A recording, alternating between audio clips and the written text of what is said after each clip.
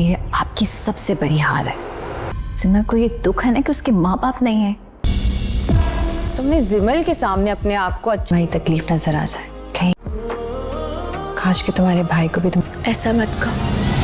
नहीं, ऐसा ना हो उन्हें एक दिन अपने किए हुए फैसले पर पछताना पड़े।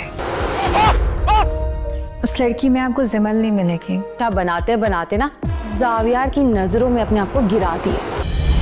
अगर आपके होते हुए जिंदगी में हमेशा वही नहीं होता जैसा हम चाहते हैं। नाज़रीन, आप देखेंगे सोवा जिमल को समझा रही होती है कि काश तुम्हारे भाई को तुम्हारी परेशानी नज़र आ जाए। मुझे लगता है कि ऐसा ना हो कि वक्त गुजर जाए और उन्हें अपने किए हुए पर पछताना पड़े। इस पर आगे से जिमल कहती है कि नहीं, ऐसा मत कहें, वो मेरा भाई है और जैसा भी उनका फ़ैसला है मुझे मंजूर है। इस पर वो कहती है कि क्यों तुम्हें अपनी ज़िंदगी का खुद फ़ैसला लेना चाहिए, नहीं कि हमें हमारे ऊपर कोई और फ़ैसले थोप दे। दूसरी तरफ आप ये भी देखेंगे कि सोवा जावियार को भी समझाने की कोशिश करती है और कहती है कि एक बात याद रखिएगा कि अगर आपकी बहन आपके आगे नहीं बोलती तो इसका हरगिज़ ये मतलब नहीं है कि आप अपने सारे फ़ैसले उस पर थोपेंगे, क्योंकि जब उसे इस चीज़ का एहसास हो चुका है कि उसके माँ बाप नहीं हैं तो आप जानते हैं कि सबसे बड़ा जुल्म आप कर रहे हैं उस पर। इस पर आगे से जावियार कहता है कि बस करो और एक बात याद रखना कि हमेशा जो चीज़ हम